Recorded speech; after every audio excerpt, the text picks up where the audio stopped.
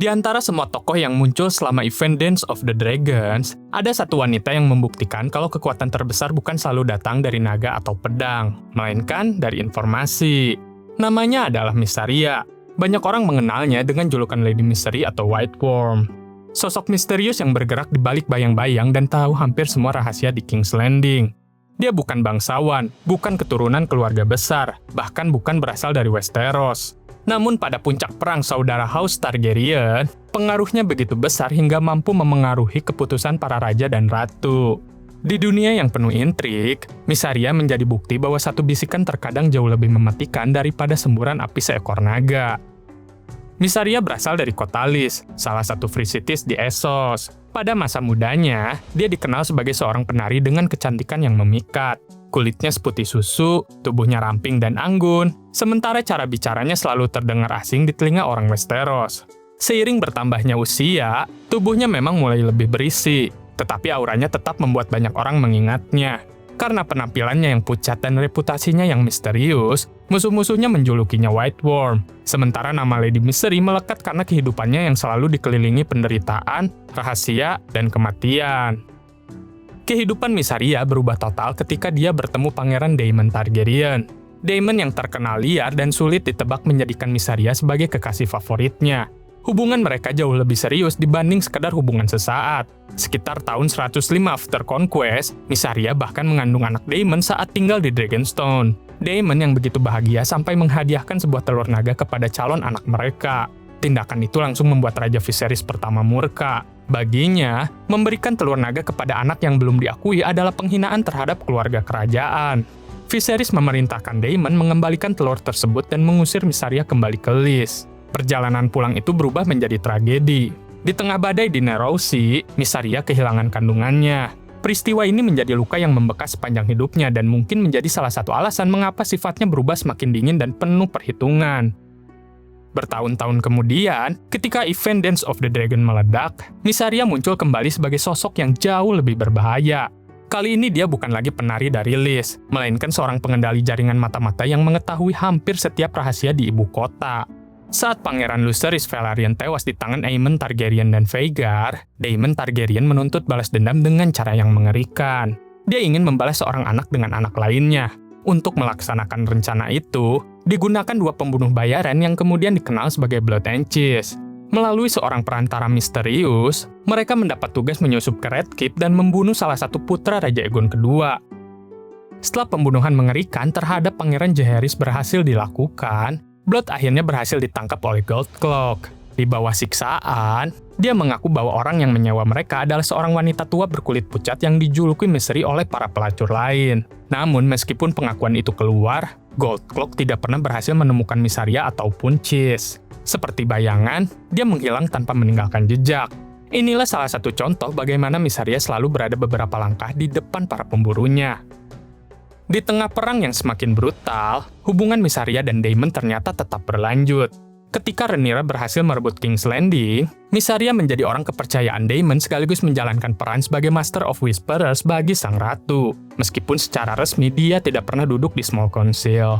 Setiap hari jaringan mata-matanya bekerja mengumpulkan informasi dari jalanan, pelabuhan, rumah bordil, hingga lorong-lorong tersembunyi di Red Keep. Rhaenyra bahkan membiarkan Daemon menghabiskan malam bersama Mysaria, menunjukkan bahwa keberadaan wanita ini diterima di lingkungan istana meski statusnya tidak pernah resmi. Meski begitu, Mysaria bukanlah sosok yang penuh belas kasihan. Dalam satu kisah yang ditulis Mushroom, setelah Alicent Hightower mengatakan bahwa hanya darah para bastard yang telah tertumpah, Rhaenyra begitu marah hingga ingin memotong lidah mantan ratu itu. Menurut Mushroom, Mysaria justru mengusulkan hukuman yang jauh lebih kejam. Dia menyarankan agar Alicent dan Helaena dibawa ke rumah bordil dan dipaksa mengandung anak-anak haram. Namun, kisah ini dibantah oleh Archmaester Gilden yang menganggap cerita Mushroom seringkali dilebih-lebihkan. Karena itu, tidak ada kepastian apakah usulan mengerikan tersebut benar-benar pernah terjadi atau hanya bagian dari sensasi yang dibuat Mushroom. Kontribusi terbesar Mysaria terhadap jalannya perang justru terjadi setelah pertempuran Tumbleton pertama. Melalui jaringan mata-matanya, dia mengetahui bahwa Daemon Targaryen sering menghabiskan waktu bersama Nettles di Maidenpool. Hubungan mereka memang masih menjadi perdebatan hingga sekarang. Ada yang percaya Daemon menganggap Nettles seperti anaknya sendiri. Sementara yang lain yakin keduanya menjalin hubungan asmara. Apapun kenyataannya, laporan dari Mysaria membuat Rhaenyra yang saat itu sudah diliputi rasa curiga kehilangan kendali.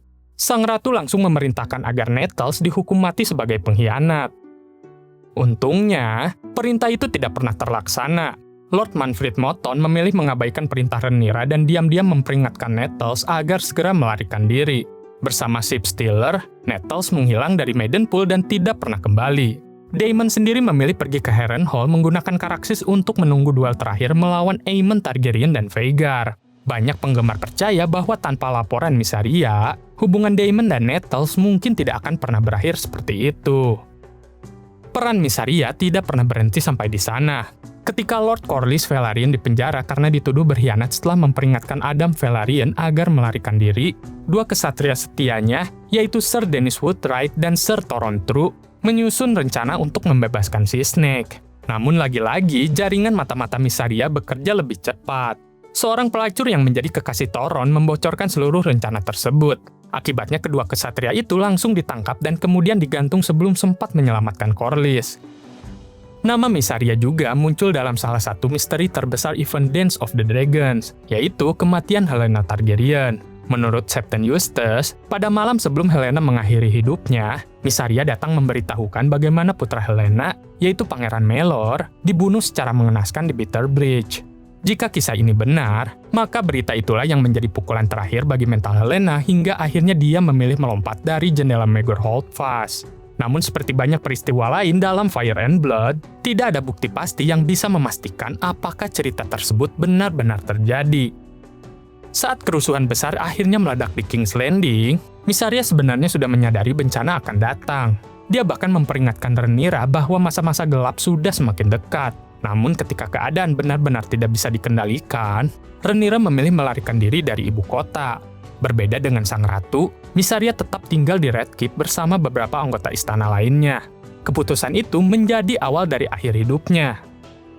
Tak lama kemudian, Red Keep jatuh ke tangan Ser Perkin the Flea dan para Gutter Knight miliknya. Mysaria mencoba melarikan diri, tetapi berhasil ditangkap. Hukuman yang dijatuhkan kepadanya benar-benar kejam. Perkin mengatakan bahwa Mysaria boleh hidup jika sanggup berjalan tanpa busana, melewati jalan-jalan King's Landing menuju Gate of God sambil dicambuk sepanjang perjalanan.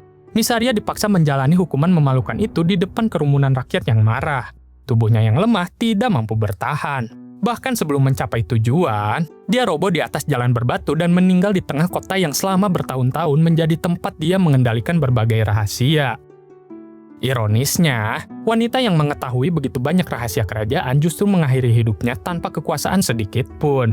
Tidak ada naga yang datang menyelamatkannya, tidak ada pasukan yang membelanya, tidak ada jaringan mata-mata yang mampu membebaskannya. Semua kecerdikan yang selama ini membuatnya menjadi salah satu tokoh paling berbahaya di Westeros akhirnya tidak mampu mengalahkan amarah massa. Meski begitu, warisan Mysaria tidak pernah benar-benar hilang. Namanya terus dikenang sebagai salah satu pengendali informasi paling hebat dalam sejarah Seven Kingdoms. Bahkan berabad-abad kemudian, Lord Brandon Rivers atau Bloodraven sering dibandingkan dengannya karena sama-sama memiliki jaringan mata-mata yang luar biasa luas. Mysaria mungkin bukan seorang ratu, bukan pula penunggang naga. Namun, di balik hampir setiap peristiwa besar selama event Dance of the Dragons, selalu ada jejak White Worm yang bekerja dalam kegelapan. Di dunia Westeros, tempat pedang dan naga sering menentukan kemenangan, Mysaria membuktikan bahwa informasi bisa menjadi senjata yang jauh lebih mematikan daripada keduanya.